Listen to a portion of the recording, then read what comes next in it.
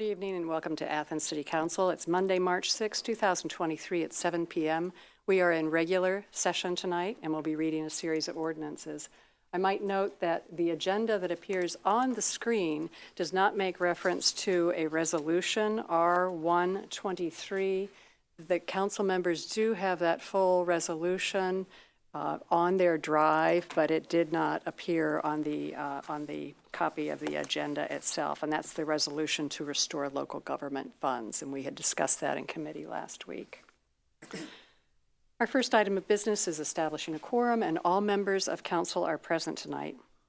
Next item is disposition of minutes for the regular session of council held on February 20th, 2023. If I could have a motion to approve. So moved. Second. All in favor signify by saying aye. Aye. Okay, thank you. Those minutes have been approved. We'll now have communications. Do we have communications from any council members? If not, we'll move on to other elected officials and their representatives. So tonight, Associate Director Branner, do you have any updates? I have none. Okay. Mayor Patterson. All right, we'll move right on to business. We have ordinances for third reading. The first one being I will give a moment before we go on to ordinances. Auditor Heck, do you have any report? Thank you. You arrived. It was perfect timing. Ordinance 1323 is an ordinance amending the 2023 Appropriation Ordinance 15522 and amending Ordinance 12622, authorizing an increased expenditure in construction and construction engineering for the water treatment plant, salt storage, roof, slab, and beam replacement project. This is project number 354 and is introduced by Councilmember McCary. Thank you, President Nisley. I would like to move that we adopt 1323. Second. Thank you. I will read from sections 1 and 3. The 2023 Appropriation Ordinance 15522 is hereby amended by appropriating from the unappropriated balance the sum of $60,000 to Water Fund 740.637, Transaction Class 500, and increasing the total appropriations by said amount. Section 3, the Service Safety Director is hereby authorized to expend up to $425,000 from Water Fund 740, Transaction Class 500, capturing all costs to date for said project number 354. Okay, thank you. We have a motion and second for approval. Are there any comments or questions from council members? Other elected officials, administration, any members of our audience who have questions or comments? All those in favor signify by saying aye. Aye. Those opposed, nay. The motion carries and the ordinance is approved. 1423 is an ordinance amending the 2023 Appropriation Ordinance 15522 and amending Ordinance 8922, authorizing an increased expenditure for the West Washington Sidewalk and Safety Improvements Project, number 335, and this is introduced by Councilmember Reisner. Thank you, Madam President. I'd like to make a motion that we adopt 14-23. Second. We discussed this in committee and read it twice. Essentially, we're increasing the expenditure because the scope of the project has enlarged and will encompass more sidewalks. So naturally, there'll be a need for more funding. Okay, thank you. We have a motion and second for approval of 1423. Do we have any comments or questions from council members? Councilmember Spielness. I'd just like to say how pleased I am, and I think other members of our ad hoc pedestrian accessibility committee is, to see that some expenditures are being made to improve our sidewalks in our community. So thank you very much. Okay, thank you. Any other comments or questions from council members, other elected officials, administration, or our audience members? All those in favor signify by saying aye. Aye. Opposed, nay. The motion carries and the ordinance is approved. 1523 is an ordinance amending the 2023 Appropriation Ordinance and authorizing the auditor to make interfund transfers. And this is introduced by Councilmember Crowell. Thank you, President Nisley. I'd like to make a motion to approve 01523. Second. Thank you, Member Ziff. A number of appropriations in this ordinance, as well as some decreases, increases, and some transfers, as discussed at committee and read first and second and tonight. This includes $1,200 for a computer tower in the auditor's office used for their scanning checks. We have two different court appropriations, $900 to the general fund court and $9,000 to the DUI fund of the court. We have $1,920 for a Ohio Recycles grant and also $3,504 for the same Ohio Recycles grant. And we also have an appropriation of $173,000 to the sewer debt fund for a loan payment. And then we have a number of decreases and increases. We will be decreasing the cemetery fund by $34,220. And then we will be increasing different funds that total that same amount. We're increasing transaction code 200-300 of the cemetery fund by $14,920. And then for transaction code 500, $17,800 to correct the 2023 budget lines. And then this finally ends in section 3, which are interfund transfers, $80,000 from the general fund to the cemetery fund, $5,000 from the parking garage fund to the general fund, $160,000 from the parking garage fund to the parking garage debt fund, and $400,000 from the water fund to the water debt fund. Thank you, President Isley. Thank you. We have a motion and second for approval. Any comments or questions from council members? Any comments or questions from elected officials, administration, or our audience members? If not, then all those in favor signify by saying aye. Aye. Opposed, nay. The motion carries and the ordinance is approved.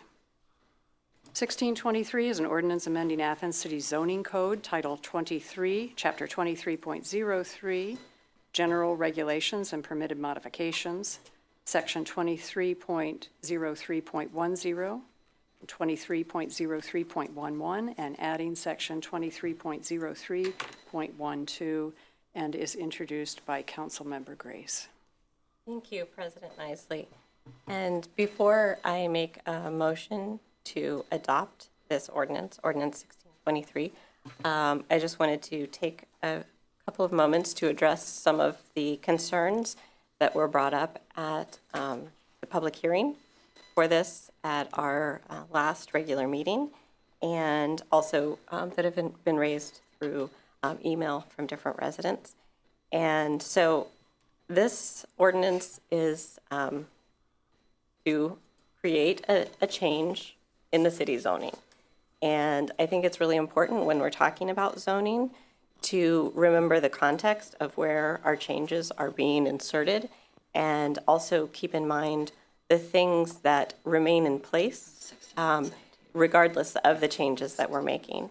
And so this ordinance is specifically looking at things contained within Chapter 2303, which is General Regulations and Permitted Modifications.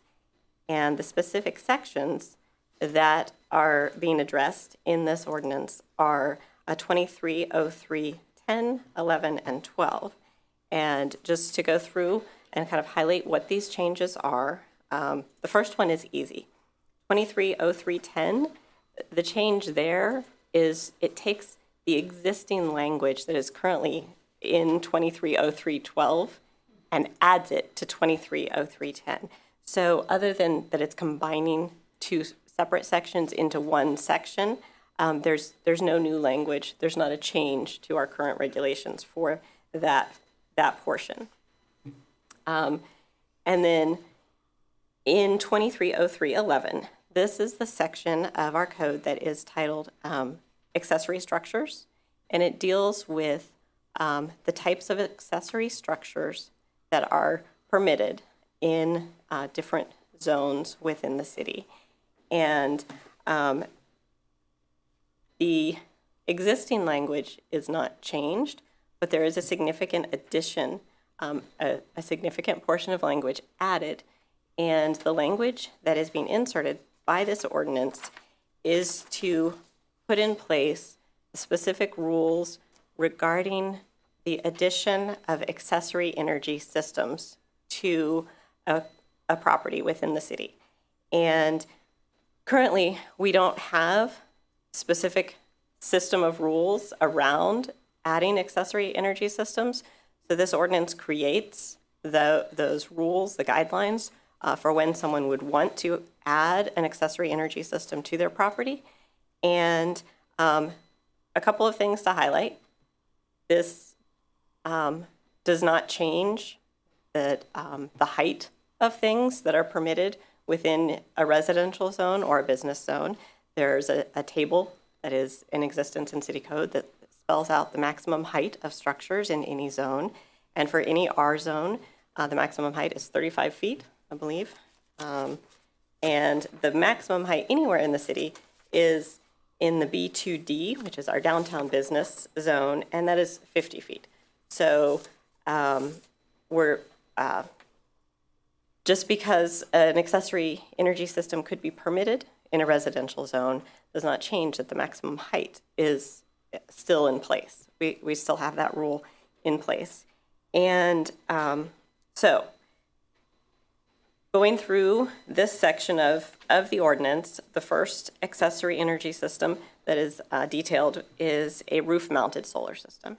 And the regulations state that, or the proposed language, that this would be allowed, be permitted in any zone within the city, but the installation of any accessory energy system requires a permit. And so the details of height and emergency access and screening and solar access easements are all outlined in the ordinance. But it doesn't waive, as I said earlier, any of the other existing regulations that would cover the zone that this energy system would be mounted in. Second type that's addressed is ground-mounted solar. And again, the details of what would be required in a permit application and the rules regarding where they could be placed, specifically that it shall be located at the side or rear yard of a property, not in a front yard, excuse me. And it's not going to be placed on a legal easement or right-of-way. It would be contained within the actual lot of the owner. Appropriate signage needs to be included. And language speaking to whether or not a ground-mounted solar system counts for total maximum coverage of the lot, because again, those rules are still in place. And it says that the total lot coverage requirements are exempt if you're doing a ground-mounted solar, as long as the area under the system contains vegetative ground cover. So this, I'm wanting to highlight that this was a carefully thought-out plan, and these rules listed were took a lot of the variables, the possible concerns into consideration. The next type of accessory energy system detailed here is a geothermal heating and cooling system. And geothermal accessory energy systems would be permitted accessory use within all zoning layers except in the wellhead protection overlay. So anywhere that has the wellhead protection overlay within the city would require approval from the wellhead protection team. And so that is a specific rule on that. The fourth type of accessory energy system detailed in this ordinance is the wind-powered AES. And this is the one that had brought up particular concerns regarding height. And for one thing, I find it highly unlikely that anyone would think it would make any sense, the last few days aside, but to put a wind-mounted or a wind-powered energy system in Athens. You're just not likely to gain enough power from the wind here. Our winds aren't really suitable to that, but the details of what would be allowed are still included. And importantly, unlike the other three accessory energy systems, a wind-powered AES is a conditionally permitted accessory. So that means it would require going to the BZA to get specific approval and for the permit to have a wind-powered AES, should anyone decide they wanted to take that on. But all other like setback requirements and height requirements are still in place. The final section of the ordinance inserts a new section 230312, and this one is for principal renewable energy systems. And that's when all the others are accessory where the energy production is intended to offset the energy consumption of the primary dwelling or building on that lot. It's so essentially a home or a small business's own energy production to help offset what they would be using off of the electric grid. There are a different set of rules if there was going to be land use for the purpose of a principal renewable energy system. So, and there are a lot of requirements for that in terms of what is required to apply for a permit, and the setback requirements all have to be met. And this, again, would be different than something that would happen on a lot occupied by a primary dwelling. So I wanted to highlight all of those issues to see if there are still folks that have questions or concerns about the changes to and the creation of a process with details highlighting the requirements for accessory energy systems. Councilmember Swank? One question, really just two questions. Prior to this, if I wanted to put solar panels on my house, on my garage, was there no permitting process? I could just do it? There's nothing that spelled out what you needed to do. Okay, so this does do that now? Yes. Okay, great. Second question, does the 35-foot height restriction apply to wind-powered devices? Yes, Okay, which basically renders that impractical. indeed. Yeah, you have 16-foot blades with a foot of clearance at the ground. Okay, thank you. I think the mayor has something he wants to add Mayor to. Patterson?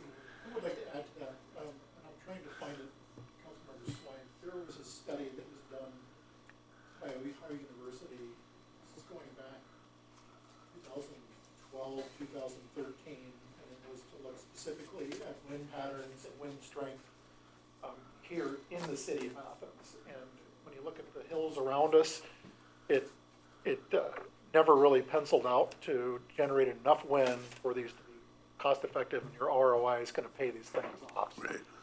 I'm still trying to find that study, but it was pretty interesting back in 2012 or 2013. Thank you. Okay. If there are no further questions, I would like to make a motion that we adopt ordinance 1623. Second. Thank you. We have a motion and second. Do we have any comments or questions from fellow council members? Any comments or additional questions from administration, elected officials, or our audience members? If not, all those in favor of approving 1623 signify by saying aye. Aye. Opposed, nay. The motion carries and the ordinance is approved. Ordinance 1723 is an ordinance amending certain sections of the Athens City Zoning Code, Title 23, Chapter 23.04, Permitted Uses, Sections 23.04.04A1, B1, Neighborhood Business Zone, and 23.04.071 and 3, B3, General Business Zone, introduced by Councilmember Grace. Thank you, President Isley. And I would like to take a similar approach with this ordinance, although it's a much shorter ordinance, so I have less to go through. This ordinance does, it makes just 3 changes. But again, it is just a section of our current zoning code, Title 23. And so it is, once again, important that we keep in mind that all other rules and regulations, restrictions, and permitted or not permitted uses are still in effect. We're only looking at changes to specific business zones. And the first two changes are the same. It is in that two zones, Zone B1 and B3, the neighborhood business zone and the general business zone. In addition to the already permitted uses, so just like with our residential uses and what I was talking about previously with the zones of Athens, we have general regulations and requirements that apply to all zones, and then specific uses that are permitted and in specific zones.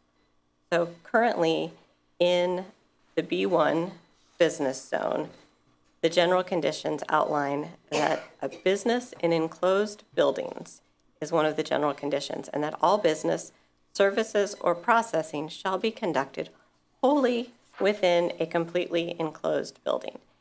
And as the weather warms, it will become clear that we have several businesses at which not all of the businesses and services are happening completely within an enclosed business or an enclosed building, because we have more and more places that are offering outdoor dining.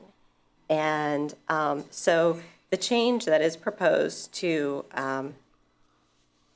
both the B1 zone and the B3 zone is that in addition to stating all business, services, or processing shall be conducted wholly within a completely enclosed building, a new sentence is added that says outdoor dining shall be permitted. And this again would be happening within the existing regulations for whatever business is offering it.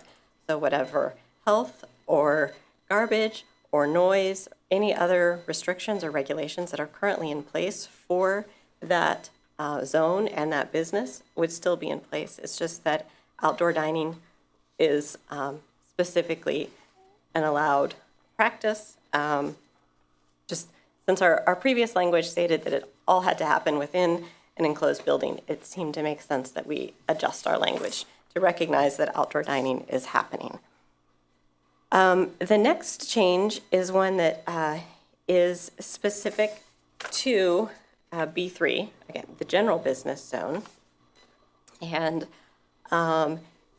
in paragraph 3, it currently states that there be a distance of at least 200 feet for drive-in, drive-through restaurants that are adjacent to an R1 or an R2 zone.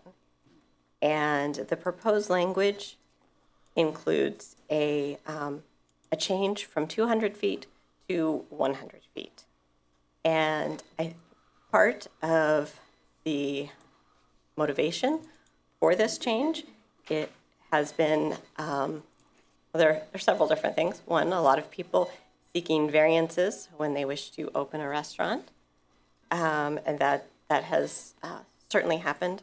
And also, there was a recent court decision in which the city was instructed to clarify our language regarding the distance for drive-throughs.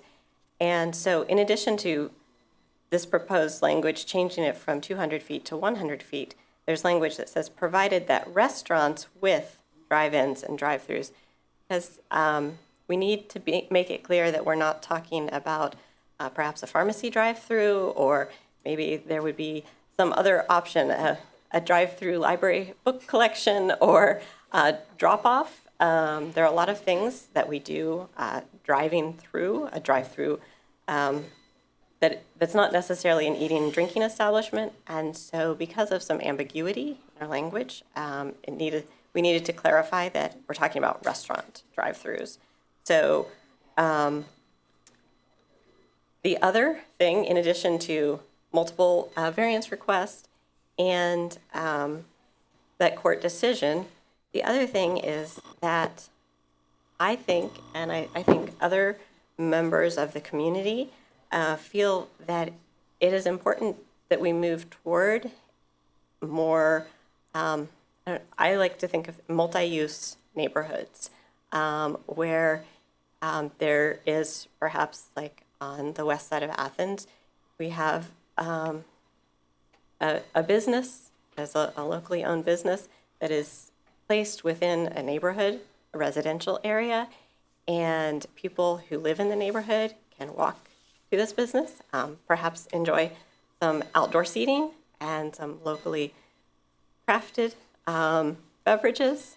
And I think that creates a really positive and strong community when we have community-owned businesses and opportunities that can be supported through walking and biking and become sort of neighborhood gathering places. And so I think that it is good to encourage access and opportunity for these businesses to locate with near neighborhoods where people live so that they can walk to them and can enjoy these businesses. So that explains sort of the different motivations behind the changes to this particular zoning ordinance. And my personal feeling and also the view of the City Planning Commission that sent this language to us is that this is a good change and will work well for our neighborhoods. And so that is the ordinance as it stands. Are there comments or questions at this time? Councilmember Swank. Madam Chairperson, I'd like to move to amend 230407, Section A3, to the following: eating and drinking establishments, provided that restaurants with drive-ins and drive-throughs have the drive-in, drive-through at least 200 feet from any R1 and R2 zone. Okay, we have a motion for amending. Do we have a second? Councilmember Spilnes, are you seconding? No. Okay, so at this point, that the only we're saying option? that there is not a motion, there's not a second to amend. Okay. So Second, I you're want us to second. at least be able to talk about it. Okay, so, Councilmember Spilnes. I want, And as the person making the motion, would I not have the floor to? certainly you can have a moment for explanation, yes. Yeah, as to why I did this. Sure, okay. What is this? This is what, March? I've been on council for 14 months now, and in that 14-month period, I have never had as many phone calls, emails, stop on the street, talk with while I'm walking my dog on an issue as I have with this. This affects primarily the R1 zones that line East State Street in the 4th Ward and Sam in your ward. People have purchased property there. People have purchased property being a neighborhood where they had access to many of the things you pointed out, that they can walk, bike, or drive. Really no need to drive 200 feet, but they do have that option. And that is really the only area, oh, and Stimson Avenue. I forgot Stimson Avenue, which butts up against Morrison on the back side. Those are really the only areas that butt up against an R1 zone where traffic and noise and litter and the other stuff that comes with a drive-through would be an issue. There are still vacant lots where one could purchase a lot and put up a restaurant or a drive-through. Said I've never had as many calls as I've had before. Member McCary, if I could indulge you for a second. Before you moved, you lived over on May Avenue. Yes. And between you and a rather large and busy business is where I believe Karen and Brian live. I'm going to move you 50 feet from one house to another and put you in Karen and Brian's house. as best you could describe, what would be the level of noise and activity and traffic on any given day living in that house? Not something that would be desirable. And could you expand on that a little Sure, bit? just living 2 houses away from the Speedway gas station, it's very easy to hear everything from loud conversations to garbage removal and cars, engines. That's what I figured, but just wanted to hear it from someone who had experienced it. We have a similar situation, possible situation on the Far East Side. Sam, you have one on your side. If someone decided that, you know what, I could get more revenue out of that parking lot next to Kindred, I might put a drive-through in there.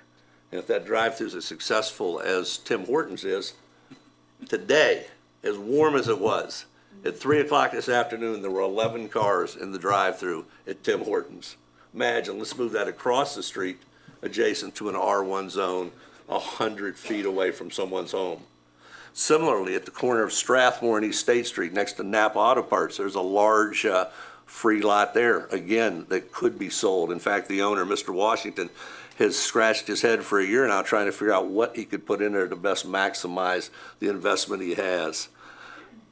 As Member Grace pointed out, we would still have the variance process available. We would still have the variance process available where the members of our Board of Zoning Appeals would weigh it as they do all others and render a decision in the best interest of that business owner and the city. I have full faith in that process, and therefore I think keeping this at 200 to recognize the concerns of the neighbors and citizens of Athens in Wards 3 and 4 who have contacted me would be in the best interest of the city as opposed to taking it down to 100 feet. Hence Okay, the motion to amend. Thank you. I'm going to open it up for other comments from other council members. Councilmember Spielness, do you still have a comment you want to make? I would like, and I know we have to follow this process, but I would like to table this because there's other issues that have been raised to me in addition to the one that Member Swank mentioned. And that has to do with the simple wording of outdoor dining shall be permitted. In other communities, Oberlin is one, there's a pretty extensive definition and explanation of how it can be used or not. And one of the primary concerns is noise. So if there was a addition to this saying that the outdoor area had to be closed during those hours where the noise ordinance would be in effect, that would at least help that situation. So I think that as is, I think it needs to be changed. So tabling, And- to the point of order, tabling takes precedent over an amendment. So if she wants to move to table, But there's a motion on the floor. Yeah. Your motion. no, this takes precedent. No, I don't think so. You need to You you mean- need to vote on whether you're going to amend it. And- And if you want the amendment to fail, then she can make a motion to table it. That's not the way I read this. She's our parliamentarian tonight, and I'm willing to work with that. So you heard what she said. Our director, law director for this evening has said if we want to consider tabling, then we need to vote the vote to amend down. Or I could withdraw my motion. Or you could. I will withdraw my motion. And is the person who seconded, Councilmember Ziff, you're willing to withdraw your second? Indeed. Okay. Now, Councilmember Spielness? Okay, so I would like to move that we table this for 2 weeks and consider some of the issues that have been raised by the community that came out during the public hearing. I think we should respect the numbers of people who were concerned about that. So therefore, I think tabling it for 2 weeks, I think that's sufficient to make some minor word changes that will make this more palatable to the community, and I think will be stronger and more effective. So we have a Second. motion to table, and now we have a second. And is there any other discussion? Any other comments? Yes, Councilmember Ziff? Thank you, President Heiser. Just out of curiosity, because we will be amending this, this would then come back at first reading, correct? We're not amending because the motion to amend has been withdrawn. Well, I mean, what I was hearing was the idea was to table and then make changes. So After we would, after it would come back, make then we would changes. have the amendment to And then change it'll be it. first Okay, reading, cool. yes, Thank you, after that. just curious. Councilmember Spielness? Yeah, I just want to say that this is hardly an emergency situation, so putting it off, I think is not a bad thing, and thinking through the policy, I think is a good idea at this point, so, thank you. All right, thank you. So we have the motion and second for tabling. All those in favor signify by saying aye. Aye. Opposed, nay? Nay. Okay. The ordinance has been tabled for 2 weeks. Point of order. Is there such a thing as a specific tabling timeline, or does there have to be a motion to bring it off the table? I think there does need to be a motion to bring it off the table, but the expectation is that that's going to happen in 2 weeks. Thanks. Okay. All right, we'll move on to ordinance 1823. This is an ordinance amending Athens City Zoning Code Title 23, Chapter 23.06, Administration and Board of Zoning Appeals, Section 23.06.02, Certificates and Permits, introduced by Councilmember Grace. Thank you, President Isley. I would like to make a motion that we adopt ordinance 1823. Second. Member Ziff. This is also a change to Title 23. However, this is a more straightforward change, I suppose, in that it adjusts some gendered language to make the language of the ordinance gender neutral, and it removes some sections. For instance, within this section of code, under the heading Certificates and Permits, there was a requirement for a certificate of a health officer, and the City of Athens does not have a health officer, so this is not something that we could actually do. There is a city-county health department, and they fulfill that role of looking after the public health and do necessary inspections when needed, but it is not a function of the city. And also issuing occupancy permits, that is a section that is being removed because that is not a function that the city performs, and excavating permits. And then is another section that is something that the city is not currently doing. Is that correct? I feel like there was something a little bit different about this section. Yes, please. So Title 27 is an entire chapter of the code that is specific to land development, and so any excavation permit would be through Title 27. Thank you. So we don't need it in our Title 23 because it is covered under a Title 27 land development. And then the other change details what is required when someone is filing plans and seeking a zoning permit. And the language that is added states that permits without the above information shall be considered incomplete. So this is, from my perspective, a bit more of a housekeeping cleaning up to make our code reflect the activities that we are currently carrying out. We have a motion and second for approval. Any comments or questions from council members, administration, other elected officials, or our audience members? Okay. All those in favor signify by saying aye. Aye. Opposed, nay. The motion carries and the ordinance is approved. 1923 is an ordinance authorizing the mayor to enter into a one-year agreement with Sunday Creek Horizons, a consulting firm, and is introduced by Councilmember Grace. Thank you, President Isley. I'd like to make a motion that we adopt ordinance 1923. Second. Thank you, Member Ziff.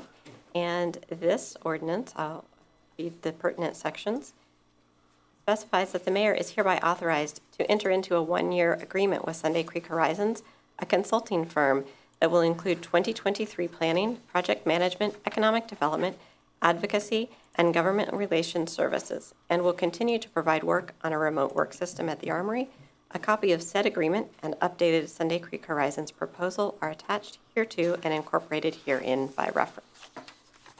And the 2023 appropriation ordinance 15522 is hereby amended by appropriating from the unappropriated balance the sum of $90,000 to the general fund, other administrative. And the mayor is further authorized to expend up to $90,000 from the general fund for said services. And we do have an attached master services agreement, and I would like to confirm for all members of council that in Section 2 of this agreement, it specifies that the consultant, Sunday Creek Horizons, shall appear before Athens City Council after 6 months to report on the services performed. And we do have a representative of Sunday Creek Horizons here, I believe nodding in affirmation that they do in fact intend to report on the services performed. But I'm sure that Mr. Rises would be available to speak and answer questions if that is needed. We have a motion and second for approval of this ordinance. Are there any comments or questions? Yes, council members Ziff and McCary. Thank you, President Isley. I just, more of a comment than a question. I just wanted to say that how, as we have one of the members of Sunday Creek Horizon here, how much I appreciate all the work that they've put in on this. This is, as the mayor has said a couple of times in the past few months, this is the closest we've ever come to actually making the Armory a viable thing, not just a nice looking, empty, sad building. So just to you, Mr. Rises, and everybody else, Sunday Creek, I don't know where the camera is over there. Thank you. So that's it. Okay. Councilmember McCary. I appreciate all the work that's gone into this, and I'm relieved that we are considering taking on consultants who can help us make further progress, not only on our Armory project, but on other planning initiatives. I have 3 sort of areas of inquiry that I think I'll end up directing toward the mayor, but I'm happy to hear from anyone with comments. I'm specifically thinking about the fact that our council would benefit from more regular updates from our city planner under other circumstances, and that this consulting firm may be able to move us forward with our Athens 2040 comprehensive plan. I'm specifically curious about our opportunities to work with this firm to improve awareness that our city has a comprehensive plan, as many folks since I've joined council have let me know that they're not aware that we have one. I'm also responding to feedback from community members, including members of the Commission on Disabilities, on the need to improve digital accessibility of the Athens 2040 plan on the website, as members, some folks can't see it even if they want to, or read it, or have it read to them. And then lastly, recognizing that much of the input on our Athens 2040 comprehensive plan was gathered through feedback sessions and surveys during the pandemic, I am ideally hoping that we'll find some opportunities for community engagement and commentary. So I recognize that comprehensive plans are supposed to be living documents, and that we've likely already thought of things that we might want to add or change, but wanted to give the mayor an opportunity to, as the administration will direct this contract and the performance, to comment on the extent to which you believe we may be able to use this contract to further our comprehensive 2040 plan work. Sure. Let me begin. I think council certainly recognizes that our current city planner is having to deal with some significant issues. And therefore, for us to continue to do the planning that needs to be done, this is something that under contract that Sunday Creek Horizons has said, yes, that they would certainly assist as we lay that pathway out for them in helping us with planning as an interim way to manage our planning efforts. I want to go back to a comment that you made, and that is that a lot of the data being collected during 2020, during the pandemic, that's not accurate. When I became mayor in 2016, and having read through the comprehensive plan that existed at the time, which was enacted in I believe, 2007, although the effort to create that through Pogmeyer was, had started much before that, but when it was codified by council, and I became mayor, as I read through it, I'm sitting there going, we've accomplished 85% of what's in this document, and I'm not waiting until 2027 to start a new one. So Paul Logue got to work in 2016, 17, 18, 19, and received a lot of community input. He hosted a multitude of town hall meetings, of public forums. He met with the neighborhoods specifically and made sure that those meetings were in a location to where the neighborhood, the east side, the west side, the south side, the north side, Anna, Fina, you name it, that they were able to attend these, to where the city could get input directly from the residents that lived in those neighborhoods. We certainly looked at all of our major corridors in the city and identified zoning changes and other changes that need to be made. We worked with the different boards and commissions to make sure that their voices were being heard in this process. So I would contend that we heard from hundreds, if not thousands, of people as we moved forward with crafting this document. And I give all the credit of the Vision 2040 to Paul Look. He spent countless hours. Again, just to back up for a second, in the early 2000s, when we worked with Pogmeyer, it cost us $250,000. Paul Logue, I budgeted for the city planner $50,000, of which he didn't even use all of that. Granted, he had a starting point, a template to go from, but when I look at all the work that he put into the efforts to create what I would contend is a solid document as we look to what our path is moving forward. Hopefully, we don't have to get to 2040 to have accomplished 85% of the things that are on there. We are actively engaged in getting those done. But again, to your initial question about Sunday Creek Horizons, this is something that Zach Rises, who's here with us today, Sam Tootin, I mean, we've spoken to the entire team of Sunday Creek Horizons, which as we see needs for moving things forward with the comprehensive plan, that they will be helping us with that. And not just that. I mean, we're looking at congressional earmark that, you know, there's a lot of ask going on out there right now to apply for funding at the federal level if you have a project that you think is worthy. While we when was the last one? 2020. When we were looking at that, we did put something forward. We weren't successful. But given the track record of Sunday Creek Horizons, you know, those are extremely difficult too, by the way. I'm just going to say that first and foremost, to go after that level of federal funding. It's not easy. Super competitive. Very few projects actually become funded projects. But all the same, looking at that, you know, there's a sundry of different things out there, you know, to include the Appalachian Regional Council or Commission, you know, the funding through ARC, having Sunday Creek Horizons help us with that as we're looking at. So it's not just our comprehensive plan. It's also any funding, you know, that we see is out there from the Inflation Reduction Act, the Builds Act money. You know, I could truly go on and on and on. I don't think you guys want to hear me go into professor mode. I won't do that to you. But what I will say is, to me, if there's any grant out there and we don't have the capacity to apply for it, yet Sunday Creek Horizons does, I'm certainly going to ask them to do it. Thank you for the answer. Thank you. Any other comments or questions? Any comments or questions from our audience members? Okay, we have the motion and second for approval of 1923. All those in favor signify by saying aye. Aye. Opposed, nay. The motion carries and the ordinance is approved. We now have two ordinances for second reading. 2023 is an ordinance amending the 2023 Appropriation Ordinance 15522 and is introduced by Councilmember Crowell. And if no comments or questions, we will move on to Ordinance 2123. This is an ordinance authorizing disposal of equipment and vehicles no longer needed for a municipal purpose, and this is introduced by Councilmember Reisner. Thank you, Madam President. I'd like to make a motion that we amend 2123. Okay. We have a motion to amend. Do we have a second? Second. Thank you. The amendment is slight. It deals with Section 2.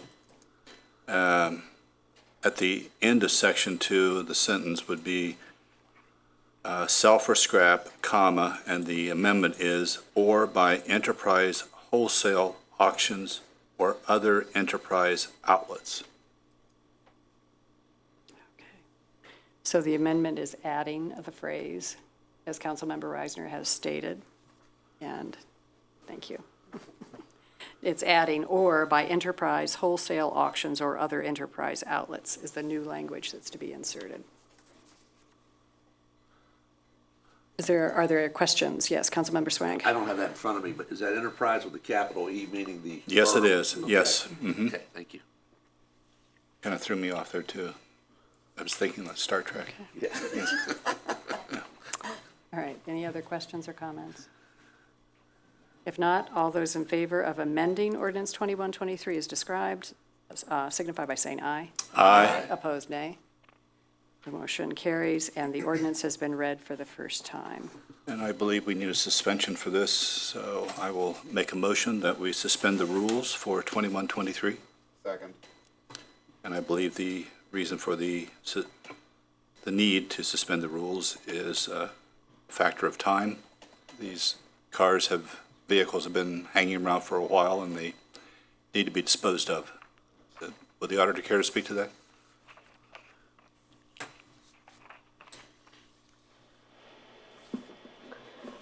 We have been collecting automobiles that we're not using anymore for a while. There are at least 10 of them parked behind our court building on Columbus Road. That's not our only property, but if you know where that one is, across from Dairy Queen. And we really need to move those on and dispose of them as we bring on new vehicles and move on from that and use those for trade-ins or whatever we end up doing with them. Thank you. So we have the motion to suspend. Yeah, Councilmember Crowell, did you have another question? Yes, I did. Thank you, President Isley. Just because we amended this tonight and now we're suspending the rules, can we get a little bit more information on the inclusion of the additional language about enterprise? I realize that we are now contracting with enterprise for fleet management. And obviously this is tied into, we're now turning all vehicles over to enterprise. Thank you, Member Crowell. I can speak to this specifically. So, part of our initial plan, if you remember back to when we entered into the agreement with Enterprise, is that an option is to take old unused vehicles, give it to Enterprise, and ultimately they would reduce our lease amount based upon the amount of money that they are able to derive from their auction. At the time, we assumed that the disposal language that you normally pass that has 5 different methods of disposal to include trade-in was sufficient. But after some consultation between other elected officials in the city, we made the determination that that wasn't sufficient or specific enough, and so there needs to be additional specific or language related to Enterprise's method of disposing and then applying that credit to the oncoming leases, and that's the reason for this additional language getting added in as an option to dispose of. For instance, on this particular ordinance, I don't know that Enterprise will take the 2000 Chevy Cavalier. If you want to take a look at it, you may not want it, so that one might go to scrap. But bottom line is that this provides the option, and it's a sixth method of disposal that is in line with the. And I wasn't tracking that this is something that we had to do until Friday, and hence why Member Reisner asked for the suspension. Thank you, Director Stone. Appreciate the additional information. And for those who are watching on the audience at home, the vehicles that are parked behind the building on Columbus Road, we are watching them like a hawk with cameras. And if you're thinking about taking and cutting off the catalytic converters, we will catch you. So don't come after those vehicles with cameras. It's good to know. Okay, we now have a motion and second to suspend for the reasons stated by the auditor and our service safety director. All those in favor of suspending the rules signify by saying aye. Aye. Opposed, nay. The rules have been suspended. Councilmember Reisner. Thank you, Madam President. I'd like to make a motion that we adopt 2123 for all the various reasons that have been discussed. Second. Okay. We have a motion and second for approval. Any other comments or questions? Council members, administration, elected officials, or our audience? All those in favor signify by saying aye. Aye. Opposed, nay. The motion carries and the ordinance is approved. We'll now move on to ordinances for first reading. 2523 is an ordinance amending Athens City Code Title 11 Business Regulations to add Chapter 11.13 Reduction of Single-Use Plastic Bags. This is introduced by Councilmember Swank. Okay, transitioning from catalytic converters to plastic. Oh, goodness. 2523, as President Isley read, is an ordinance amending Athens City Code Title 11, Business Regulations, to add Chapter 11.13, Reduction of Single-Use Plastic Bags. There are quite a few whereases here, and I will not read them all, but I'll share a few with you. Whereas single-use plastic bags cause operation problems at recycling processing facilities and landfills and transfer stations and contribute to litter throughout the city of Athens. And whereas numerous states and cities throughout the United States have enacted single-use plastic bag bans, resulting in dramatic decreases in plastic waste. And whereas major countries throughout the world have banned plastic bags and/or single-use plastic bags, and in 4 separate resolutions and ordinances, this council and previous councils, first in 2016, declared single-use carryout bags an environmental concern. An ordinance in 2017 established a sustainability plan to promote and foster awareness of environment and sustainability issues. A resolution in 2020 declared a climate emergency, and most recently in 2021, Council passed a resolution requesting the mayor take all steps necessary to become plastic-free by January of 23. Be it ordained by the Council of the City of Athens, Ohio. Section 1, we won't have to go through that. It's a lot of definitions, but we will get into the meat and potatoes. 11.13.02, carry-out bag restrictions. No store shall provide or sell a single-use plastic carry-out bag to a customer at the checkout stand, cash register, point of sale, or other location for the purposes of transporting food or merchandise from the store after August 1st of 2023.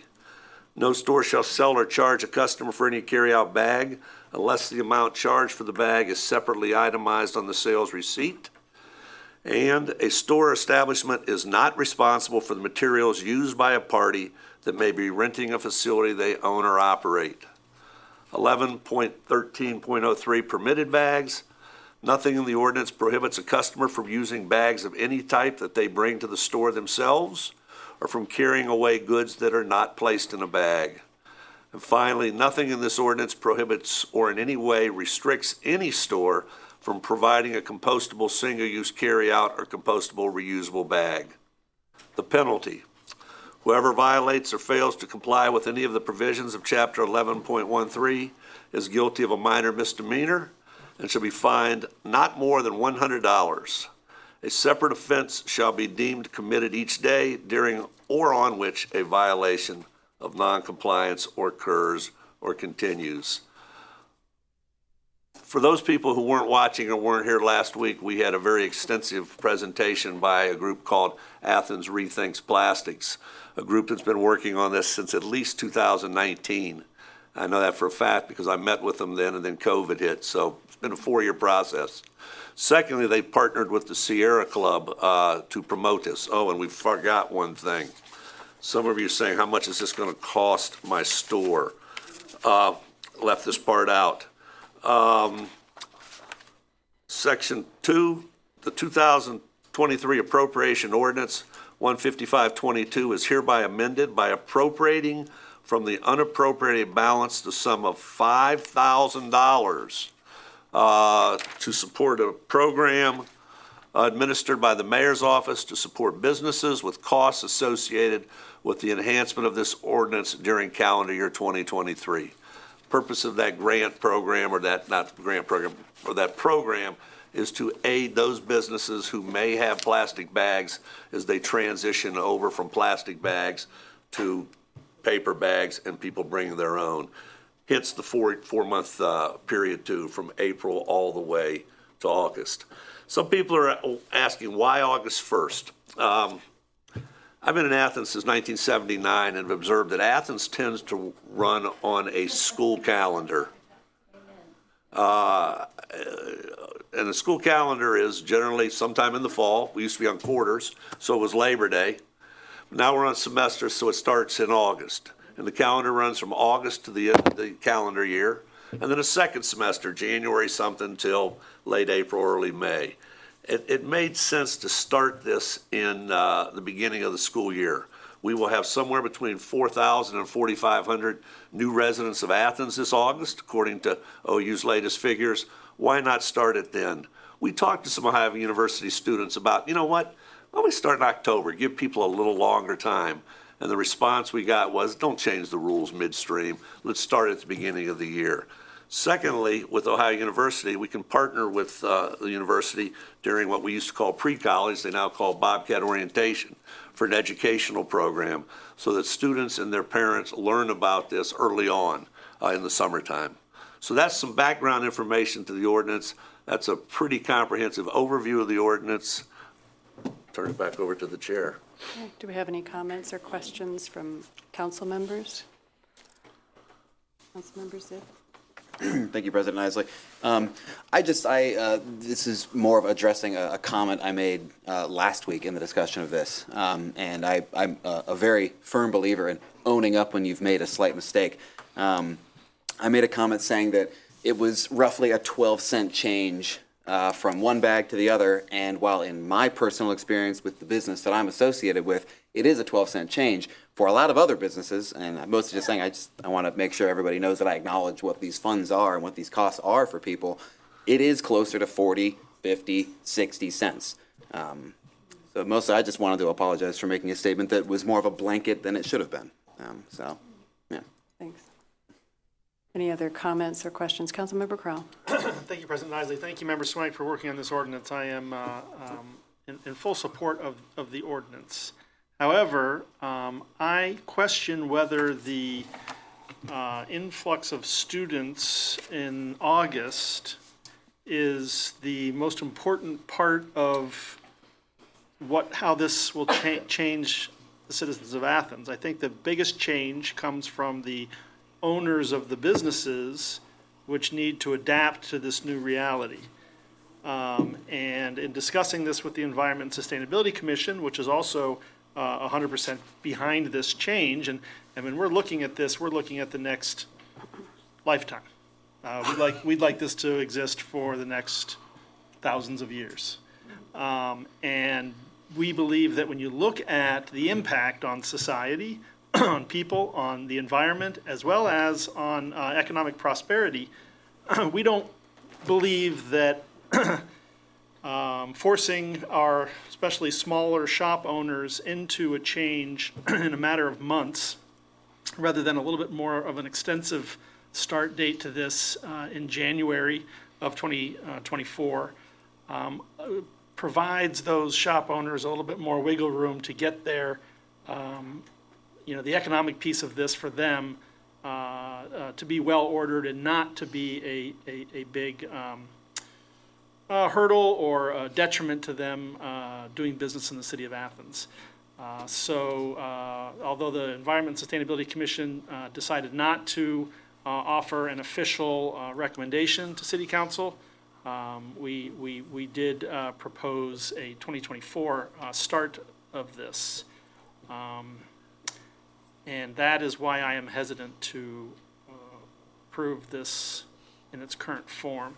I will also say that I also gave a recommendation during the committee, which I don't see having been picked up here. That's another, it doesn't kill but this whole idea of what a product bag is. I'd rather not have an ordinance that is confusing to students or to anybody in the population of saying that a single-use plastic bag does not include a product bag. I had to ask what a product bag was. I was told that it came from the Bexley ordinance. That's fine, but it's still confusing to me, and I think it could use some clarification. Thank you, President Isley. Okay. Other comments? Yes, Councilmember Carey. Yes, thank you, President Isley. I would like to ask Councilmember Swank about the August 1st suggested deadline in relation to any feedback those who've put this together have had from businesses about how long they think they would need to go through their current inventories or to make this change. The only person that I've heard from is the owner of the college bookstore, and he says that he has 40,000 bags. I have no idea how quickly they go through bags. Let me back up. The only person I've heard from indicating how many bags they have, we've heard from other people, is the College Bookstore, and he said 40,000 bags. I have no idea how many he goes through in a day, a month, a year. He ordered these back in October, was kind enough to actually give me the bill of sale to show that. Short of polling some of the business owners in the audience today, which I don't think we want to do, that would be something, we can do between now and second reading, if that would have some bearing on your thoughts on that. Several stores, Kroger's in particular, have already committed to doing this in 2025. And somebody said, well, what would Kroger do? What would Walmart do with all of their bags if we start this on August 1st? You know what they'll do with them? They're going to put them on a truck, they're going to the Kroger warehouse, and they're going to go to a store in West Virginia. That's what's going to happen. My father was a Kroger manager for 38 years. My entire family has worked at Kroger's at one time or another. That's how stores move stuff around. Non-perishable stuff that's not dated, and bags certainly aren't dated. But I would be more than happy, and I'm sure we have some representatives from Rethink Plastics when we get to the public comment part of this that may be able to answer your question.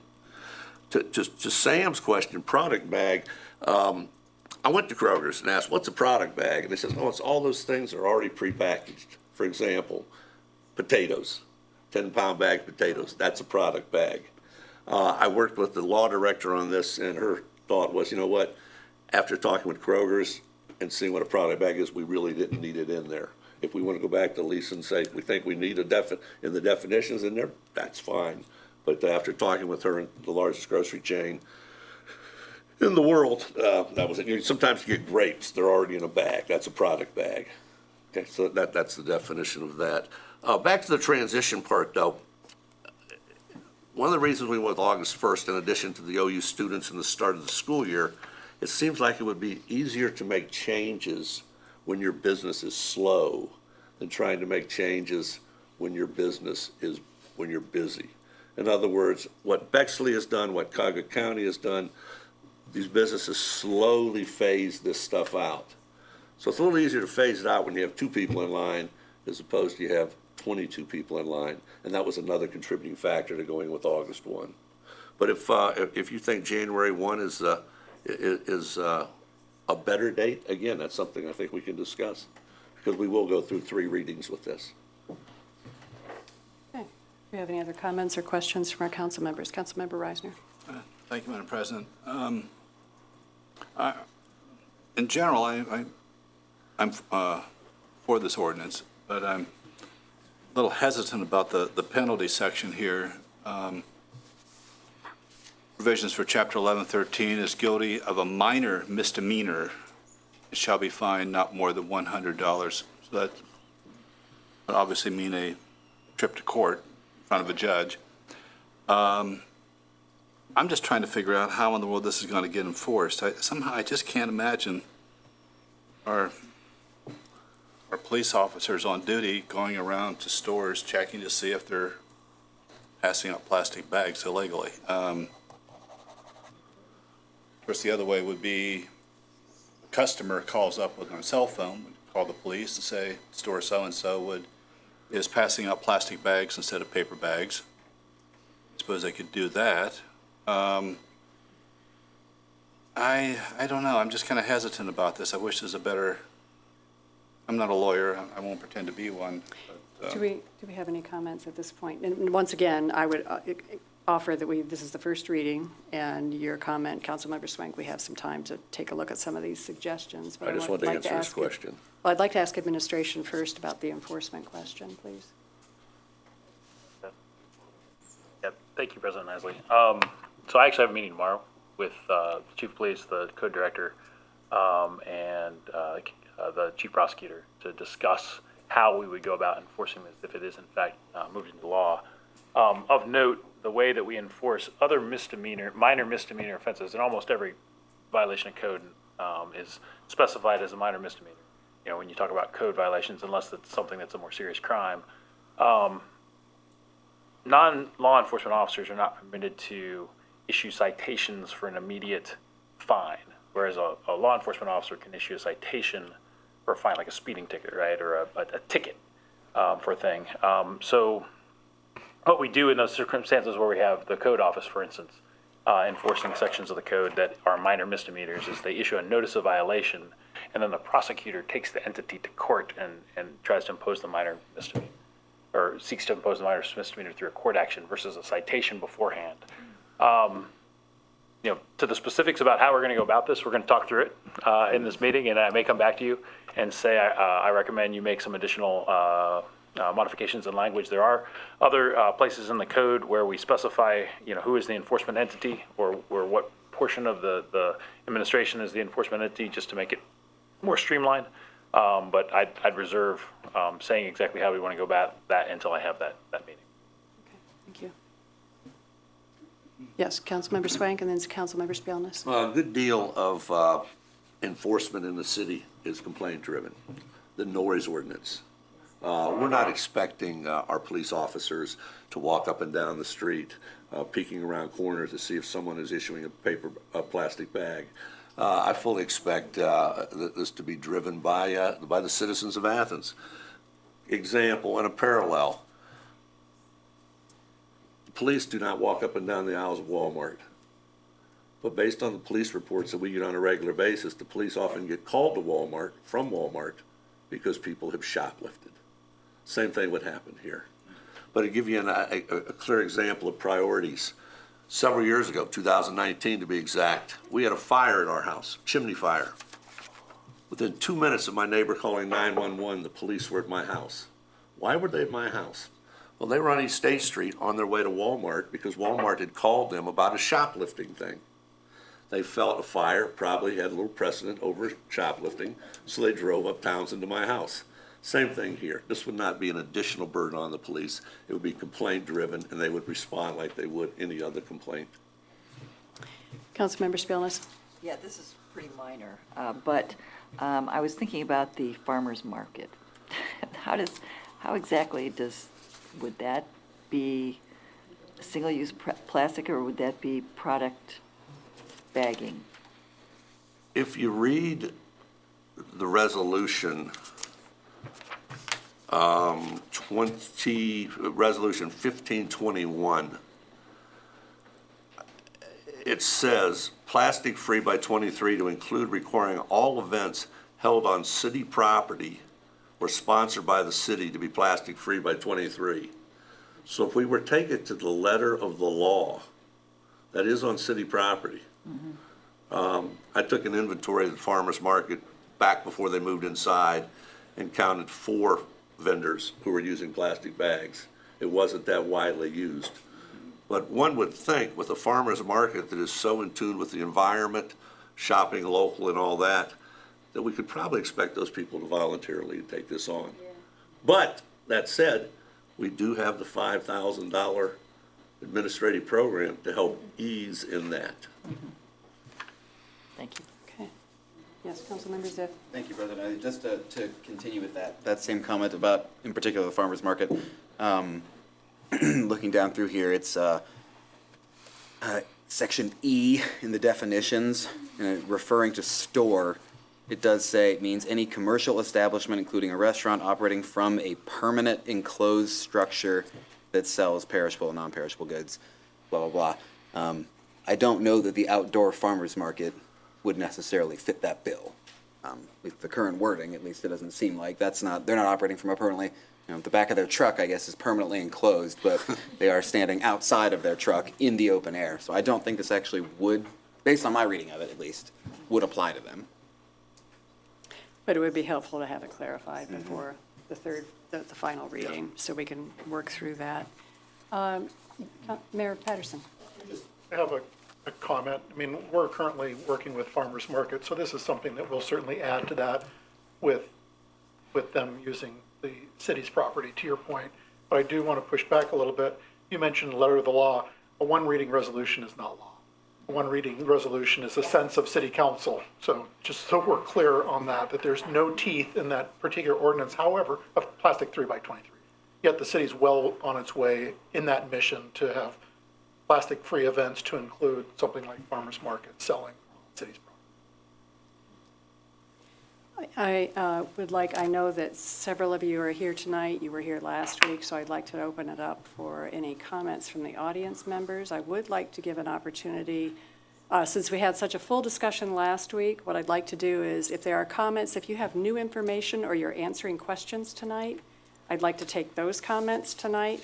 Or if they're new, there are people who haven't spoken before. I'd like them to see if we can give them an opportunity, just like we give everybody an opportunity up here.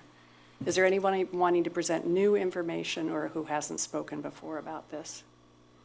Rob, you haven't? Okay. If you can give us your name and address and if you're representing a group. Rob Delac, live on Morris Avenue. I'm just representing myself at the moment. So following up on what Member Ziff mentioned a bit ago about the definition of store is one of the concerns I had prior to the meeting. It does look like it exempts the farmer's market, the outdoor part of the farmer's market at least, but also would exempt food trucks unless they're at an event, if that's covered under the other thing that Member Swank mentioned. So I think there's a loophole here that's not critical, but I think maybe it should be considered if this is going to be amended in some way, that you might look at amending the language to close the loophole so that it doesn't just say permanent enclosed structures. Maybe changing that to within the corporate limits of the city of Athens or something. Eliminating the loophole for outdoor vendors. So as it stands, if a food truck is on the street in the city, I don't even think the other resolution mentioned would even cover that, and so therefore there's a loophole for food trucks. There could be a loophole for the farmer's market. Maybe it makes sense to close that loop and fix this. That's just one suggestion I have here. And that's section E of the first section here. So it's 11-1301 definitions, definition E, store. Thank you. Thanks. Any other comments, answering specific questions tonight, or any other new information that we have tonight? Okay, if you could give us your name and address, just so we have it for the record. My name is Nancy Pierce, and I live, my address is Guysville, Ohio. I just have a question about the idea of the definition in E of store, which exempts non-enclosed spaces. Does not the resolution 1521, isn't a vendor on a public street, isn't that city property? Okay, so there is an approach to vendors that the mayor has been asked to do this plastic free by 23. So it actually is part of this ordinance. It's referred to in this ordinance. I just like to clarify that. Does that help? The fact that the mayor is to, yeah, go ahead. Yes, Councilmember Crowell. Yep. Thank Go you, ahead. President Isley. Thank you for being with us, Mrs. Pierce. There are vendors who vend on city property, but a vendor can also get somebody who has private property. They can get their permission to vend on that private property. So we wouldn't want to distinguish and say, okay, those vendors who are on city vending spots may not have a plastic bag, but the person who's vending from the gas station could have a plastic bag, if that makes sense. Okay, so that's the problem that you all want to clear up. Okay, thank you. Perfect. I know I've presented before. Milena Miller, 25 Graham Drive, and Nancy and I are two of the 8 members of the Athens Rethink Plastics. So I've shown this to council last week, and I'm going to show it to the rest of you who may not have seen this.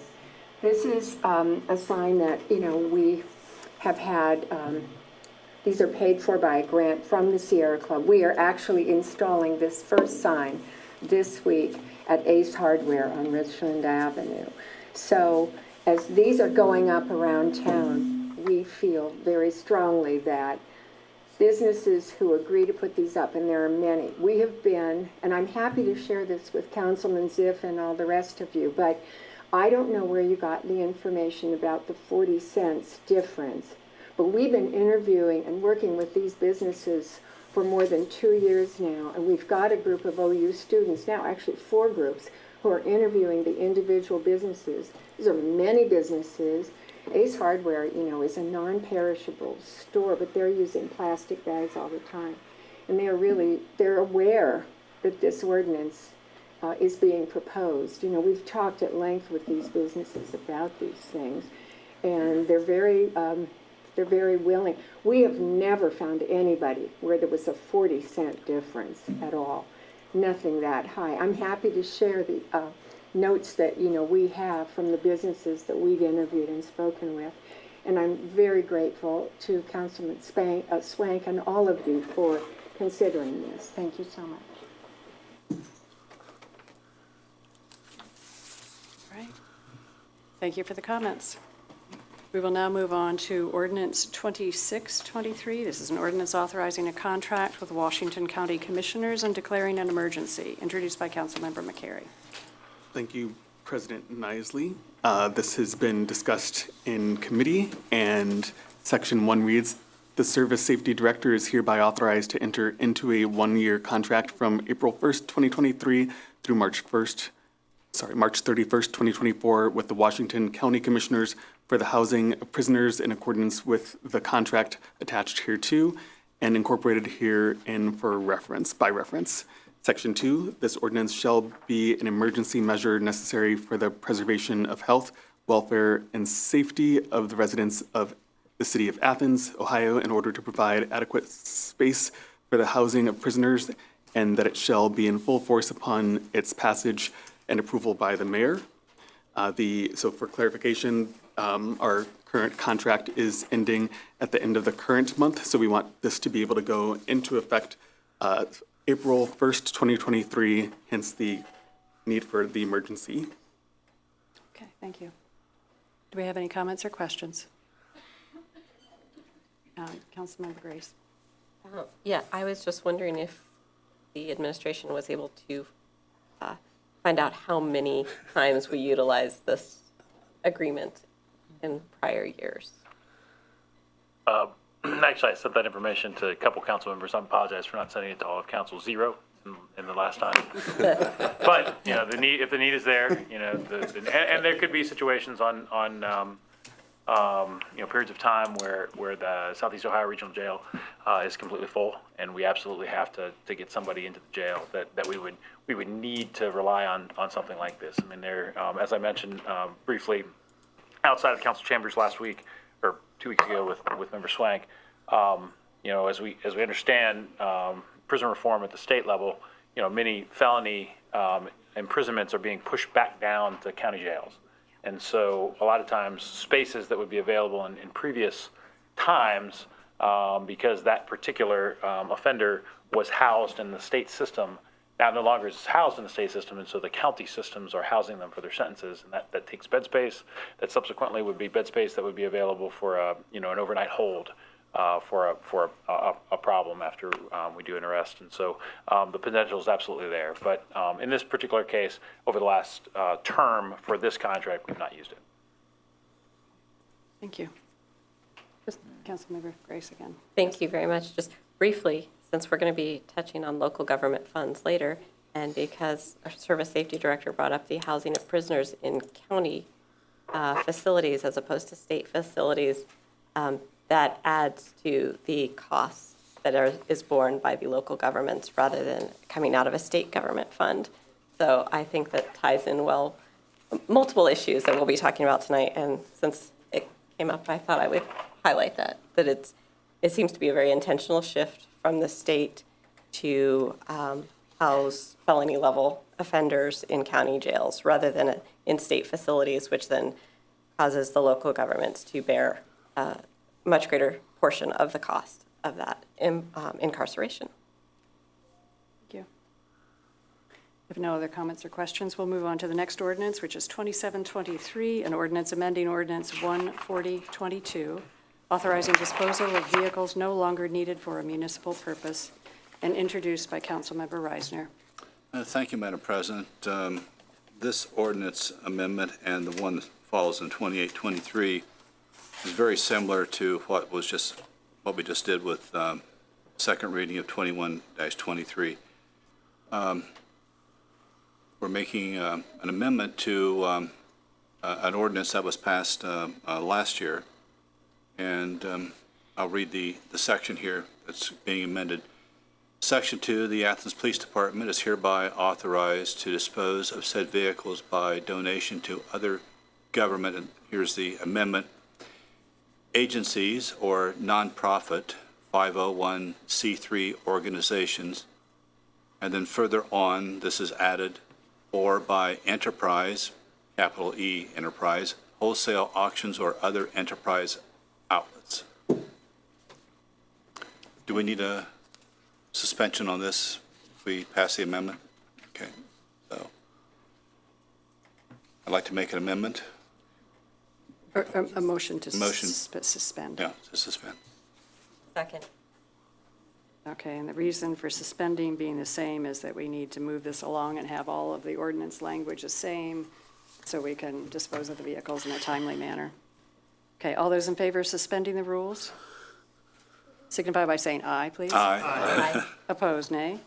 The rules have been suspended, Councilmember Reisner. Okay, I'd like to make a motion that we adopt 2723. Second. Okay, motion and second for approving this. All those, oh, and we had a comment? Yes, Auditor Hecht.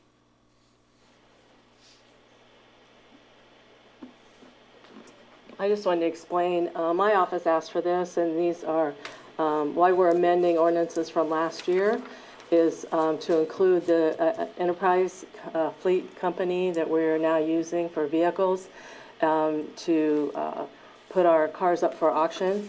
The policy that we've had in place for auction was meant for an auction put on by the city. And so we only, about a week or so ago, were shown an agreement saying that we would transfer our vehicles to fleet, enterprise fleet, for auction. And so we realized that these cars that we disposed of last year are still sitting there, and so they need to be included as vehicles that we're going to transfer to enterprise for auction because we're not doing the auction ourselves. But we didn't realize that, and just in case anybody wants to know, my office is in charge of tracking all the assets for the city of Athens, and it includes tags and titles for vehicles, et cetera. So that's why those things go through my office. Thank you. We have a motion and second for approving this ordinance. All those in favor signify by saying aye. Aye. Opposed, nay. The motion carries and the ordinance is approved. 2823 is an ordinance amending Ordinance 922, authorizing disposal of certain vehicles no longer needed for a municipal purpose. Introduced by Councilmember Reisner. Thank you, Madam President. This ordinance is very similar to the previous one, 2723. And I'd like to make a motion that we amend 2823 following Section 2 near the end will say, or by enterprise wholesale auctions or other enterprise outlets. And then further down, we'll have vehicle 610 on the vehicle list attached to ordinance 09-22 is hereby amended from and we have a strikeout and inserted with a 1994 Chevy dump truck CC 31003. Okay. And this has been read for the first time, and no need to suspend. Do we need, this needs Yeah, it's another one of these. Okay. Another, that's what I was afraid of, okay. I'd like to make a motion that we suspend the rules. For the same reasons stated before, that we need to move these pieces of Yep. equipment along and get them through in an appropriate manner. So we have a motion and second for suspending the rules. All those in favor signify by saying aye. Aye. Opposed, nay. The rules have been suspended. And I'd like to make a motion that we adopt 2823. Second. We have a motion and second for approval. All those in favor signify by saying, oh, any final comments or questions? All those in favor signify by saying aye. Aye. Opposed, nay. The the motion carries and the ordinance is approved. 2923 is an ordinance rejecting all bids received for municipal refuse, recycling, and optional compost. It is introduced by all members of council, and it's introduced by all members because it came before the committee of the whole under the discussion last week. You may recall at this committee discussion that we shared with you an opinion issued by Law Director Eliason, who said that she believed that there was substantial legal risk with awarding a contract to the bidders AHRC or Rumpke based on the existing documents, that both groups had failed to insert the base costs or some of the expenses in parts A and B for AHRC and part A bid tab, and in part B for Rumpke. Then so we have the instructions from her that the suggestion is to pass an ordinance to reject all the bids that were received and authorized by the Service Safety Director, with the ultimate goal of rebidding. But the ordinance tonight specifically is rejecting the bids that we currently have, and then we'll be moving on with the next steps later on that. So I'll open that up to any comments or questions by council members. Councilmember Swank. Before voting on this, I would like to hear from the administration. I think you used the term next steps, long game, timetable, with the ultimate goal of making sure that the city of Athens has trash, recycling, composting, pickup, and, to borrow from Councilman Crow, continued advancement in reducing waste.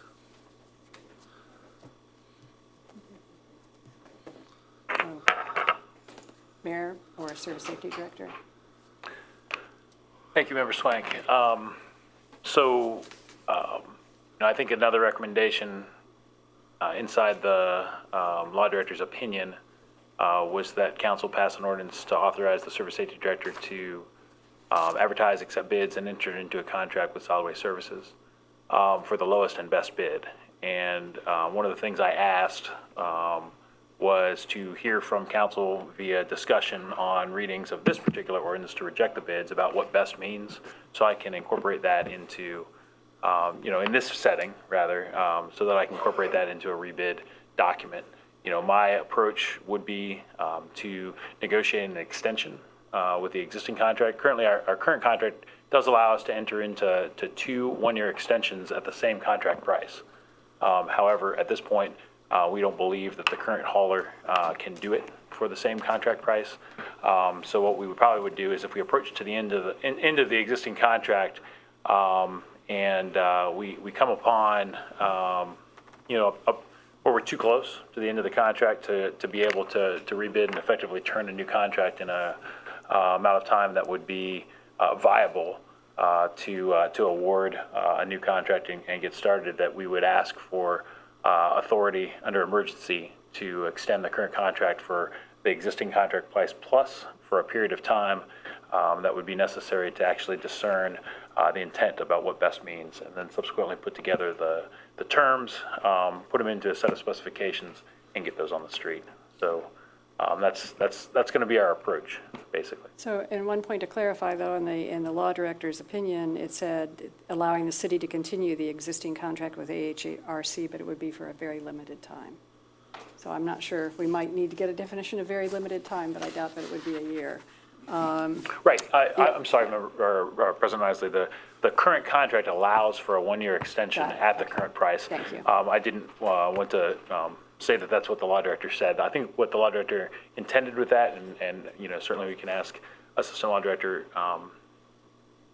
about that, but was that a limited time at the current cost plus is the issue specifically. The current contract does allow an extension. It's just whether or not that extension can be done at the existing price, which I don't believe that it can. Okay. Thank you. And so are you asking tonight then for some definitions on best? I mean, certainly I'd listen to what any of the discussion was and what you intended. And I can pose that to council members, and you don't necessarily have to respond on the spot, but it would be helpful for you to be thinking about that and responding to the administration. Would you accept an email? Absolutely. You know, I will try to discern everything I can from the minds of council and incorporate them into the specifications. All right, okay. And do we have any other comments or questions from council members? Councilmember Spielness. Just for clarification, I thought I understood you to say, and maybe I'm wrong, that you were looking for us to authorize the administration to make a decision or to make a decision regarding how to word the bid? Because one of the things that, honestly, I feel as though it shouldn't be council's decision, because it's, everything else we do is authorizing the service safety director or whomever to make a decision. Is that on the table or not?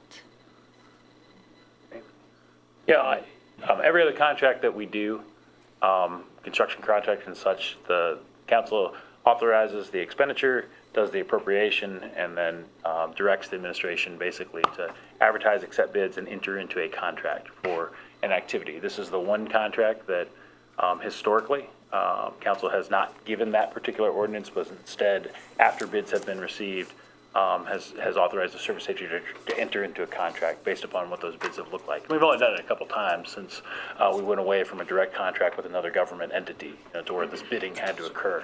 So I would ask, going forward, that council cede that particular authority, just like every other contract we have, and pass an ordinance that authorizes the service safety director to advertise, accept bids, and enter into a contract with the lowest and best bid.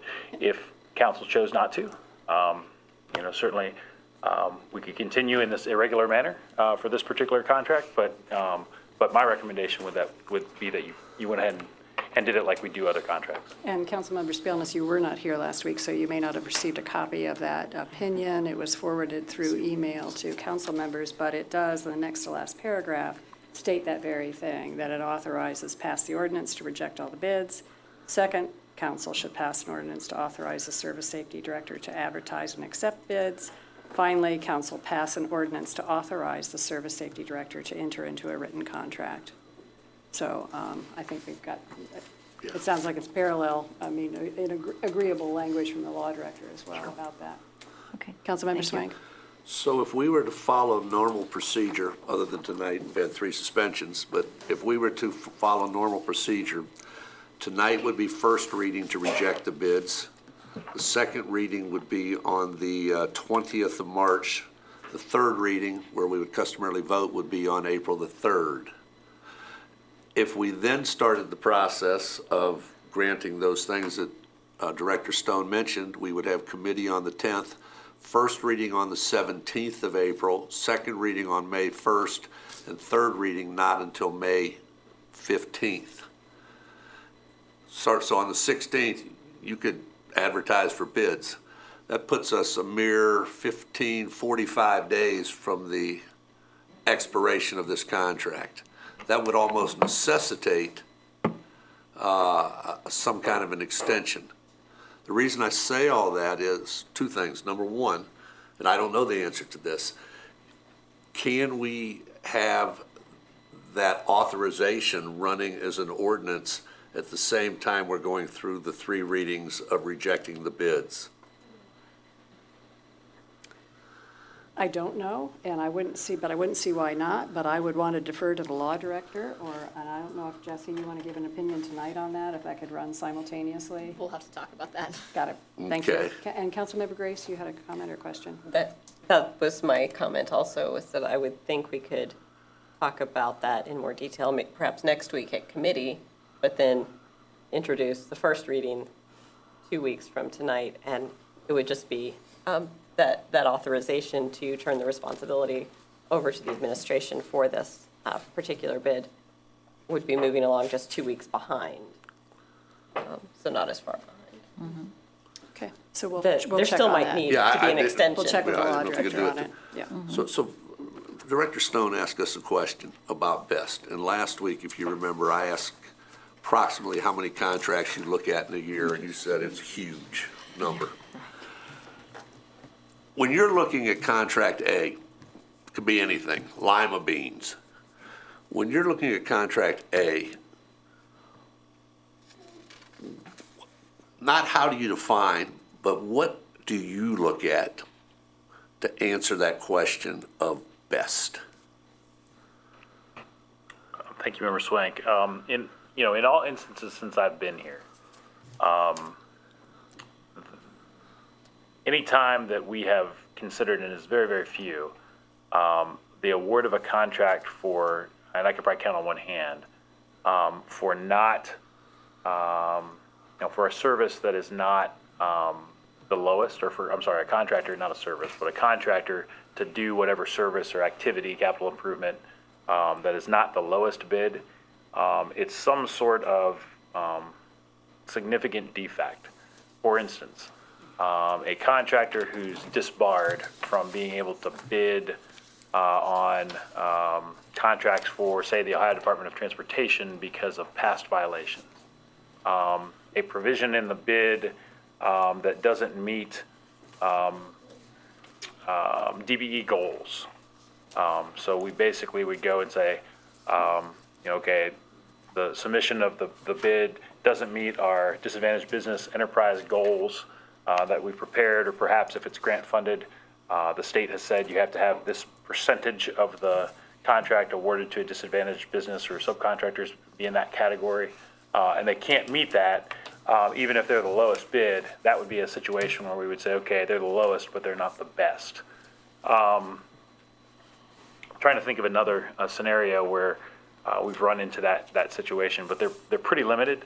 To when you say that you can do it, and you can be very clear in your preparation of a contract to say this is what we define as best. If we do this again, or if council sees fit to reject these existing bids and allow me to go forward, I intend to work very closely, because this is a unique bid, not unlike pretty much everything else we do, to make sure if we do define something as best, that we really can hang our hat on it, and it's not an arbitrary thing. Something we have to be very cautious of as we go forward is you can't go and write an exclusive contract to where only one entity is capable of bidding on it. That's a way that under Ohio competitive bidding law that we would get into potentially get into a lot of trouble doing. So you do have to create a set of specifications that more than one entity could bid on, theoretically, but more than one entity may not be the best bid. So that's something that we'll have to look real closely at. Thank you. Okay. Any other questions or comments? Councilmember Crowell. Thank you, President Isley. I think I've been pretty clear about where I stand on this issue, and I hadn't planned on repeating myself tonight, but I wanted to pick up on comments that Member Swank made and comments that Service Safety Director Stone just made. I think this is a very unique contract. I think what Mr. Stone just said is absolutely correct, that this is unlike any of the other dozens and dozens of contracts that come across his desk and that he manages for the city of Athens. It's not like all the others. It's a very unique thing. The city of Athens, Ohio, as I've said over and over again, have been responsible managers of our waste streams for decades and decades and decades. And if you talk to the people who are in Southeast Ohio or across the river in West Virginia, across the river in Kentucky, we're very unique for how we spend a lot of time and effort to be a sustainable community when it comes to our waste. It's not just about reducing our waste. It's how we manage all of our waste. It's all the programs that we have in order to keep organic materials out of the landfill. It's how long we've been recycling. It's how we recycle. Tonight's ordinance about the plastic bags is a perfect example of a very unique thing that we're trying to do in our community. It takes partnerships, as we're learning, talking about the local shop owners and citizens of Athens and how we're going to get to a plastic-free city. It takes a partnership of all of us working together. And that's something that is very unique to a waste contract. In my mind, we don't just want somebody to be able to pick up our waste and take it away. We want to be able to have partnerships with that company, whoever it is, to be able together to work on improving the way that we manage waste. And that's, to me, what I think the best bid is. And I will reiterate, and I'll say this over and over again, I believe that we have the right, as a community, to decide what is the best bid for this service, for these services. And it's directly related to sustainability goals. It's directly related to the sustainability of the company that gets this contract. And it's the sustainability of the partnership and how we move forward. Thank you, President Isley. Thank you. Any other comments? Okay, thank you. Been read for the first time. We'll get more information to you. More discussion, I'm sure, at next week's committee meeting. We now have the resolution that I mentioned previously. This is Resolution 123. And this is a resolution strongly urging the Ohio governor and members of the Ohio General Assembly to restore the local government fund to pre-recession levels. We mentioned in our committee meeting last week the local government funds, which once totaled about over $800,000 to the city of Athens back in 2006, have dwindled. The current level is about $500,000. And when we're looking at our small city and our budget, that's a lot of money. So what happened was that the local government percentage, this is a percentage of the state's general revenue funds that goes to the municipalities. And what happened when they were facing a budget deficit a decade ago, they reduced that rate from 3.68% down to 1.66%. There was a move, I think in the House Bill 33, the current budget bill before the state, it's proposed to increase it from that 1.66 to 1.7. I did read in the paper the other day that the House Republicans are proposing to put it up to 2.5%, which would be much more encouraging. So this resolution urges our legislature and the governor to be cognizant of how much those local government funds mean and make a difference in our community and making ends meet for us, very real, for funding fire and police, for our general revenue fund expenses. And 80% of our expenses are to personnel for the city, the fire, the police, the city street workers, the water workers that keep the city functioning. So it's critical. And I don't know if there are any other comments from other council members. Mayor, we'll consider that read for the first time. Yes, Councilmember Spielness. Yeah, thank you. This pushing down responsibilities to local levels without funding, pushing down mandates, like we talked about with the jail, is a strategy that's been used for some time, and it is getting very painful for local government to function with this kind of attitude. So I think this is a really good idea. It probably should be done every year that this kind of thing is happening. But I do have a question, and that is, how different is Athens being treated compared to other local governments? Is there a, how do I say this? To what extent is it political? Oh, we are all equally suffering. I mean, it's a flat rate. Okay, that's what I wanted to know. Athens is not being singled out. That's what I want to know. And the I'm just curious. Mayor Patterson, yes. You hit the nail on the head, President Isley. OML is concerned every year. It's always one of their top priorities. Mayor's Partnership for Progress, the Ohio Mayor's Alliance.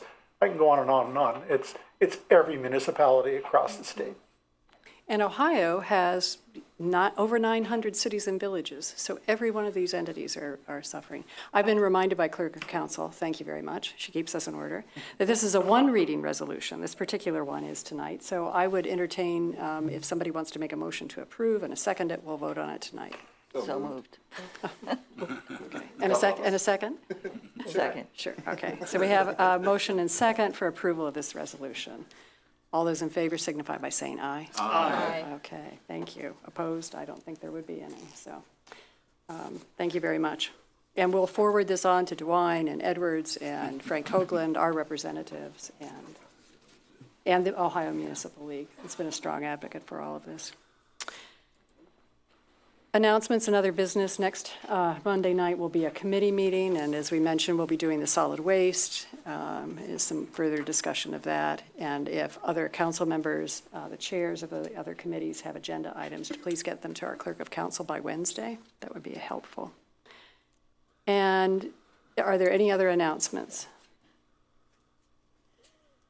Okay. If not, we have an opportunity for citizens to speak on legislative items and city services that are not covered on the agenda. And I know we have a group of people who representing Mount Zion Baptist Church and who have waited very patiently for 2 hours to speak to us.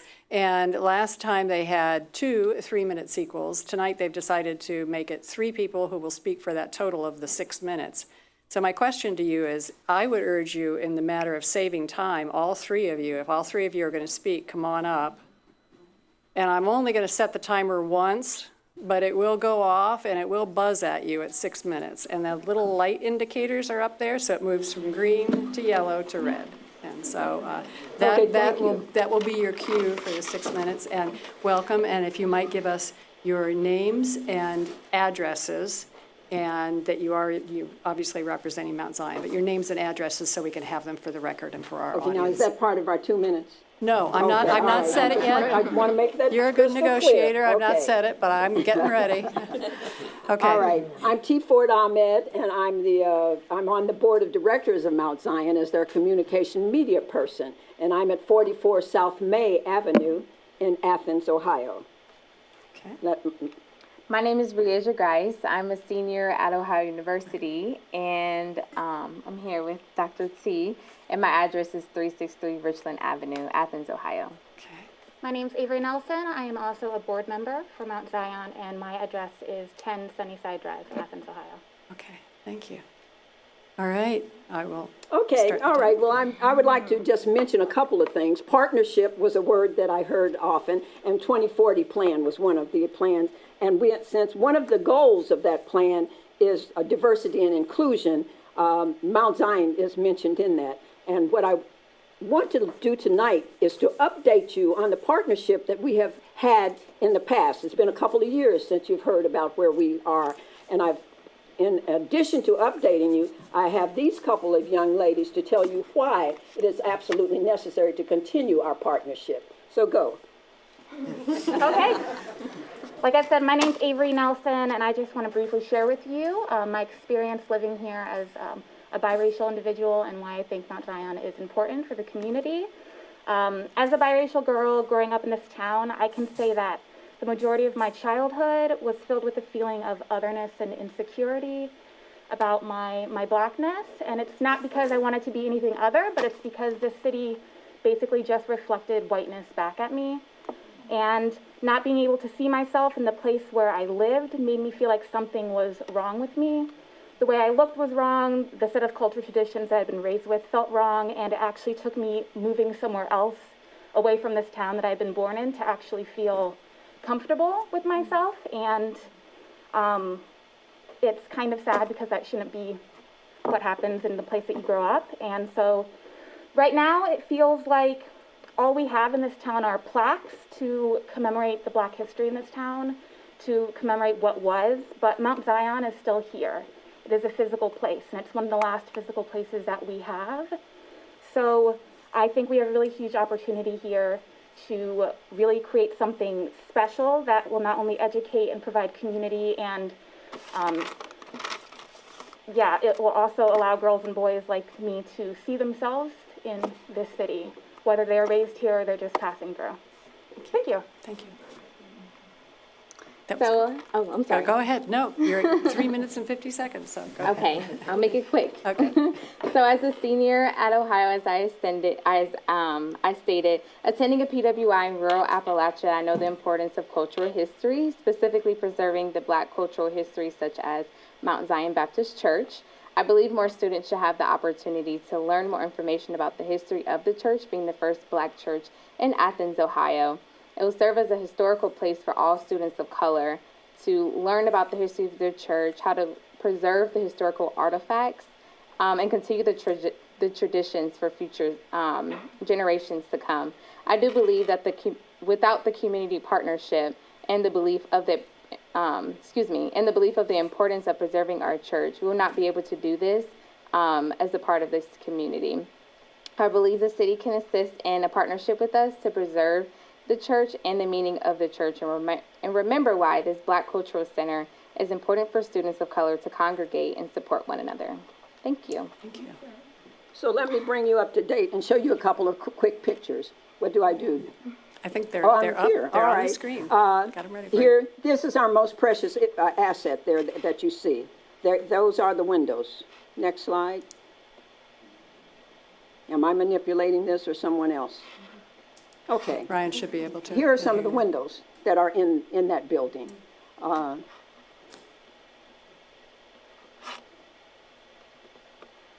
Here's what's happening to some of those windows that's in the building. You'll see the top one blown out there, and miraculously, a piece of it held together. The gray smoky part that you see laying there on the side, I understand, was crafted in 1906 in Japan, and we were told to even vacuum up every little piece because the technology is very difficult to try and duplicate. That happened in January. And you'll see we contracted there with a company who came in.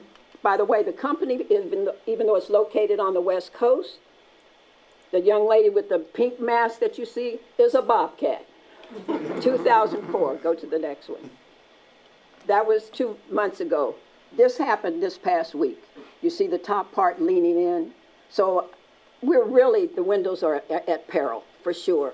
The cams that hold the stained glass together right now is like rubber bands, which is why when the wind comes through, it knocks it down. Here we just have some gentlemen that went in and scaffolded and put 2x4s in front of that to hold it up. Now, to try and make it through the summer with the winds and the way the winds are blowing now, we don't know what will happen. So all I'm here to say is this is the state we're in right now, and we hope that the city will continue to partner with us as we try to move forward in either getting federal grants. The grant we got before was from the state, and thank God Paul Logue, as our city planner, handled it with deftness. And we went through and actually got the assessment that we need. So we are here to encourage you to continue your partnership with us as we try to save our most precious asset, those $1 million windows. Thank you. Thank you. Thanks so much for waiting and coming with us tonight. My young colleagues have had a wonderful experience in learning about city government operations tonight.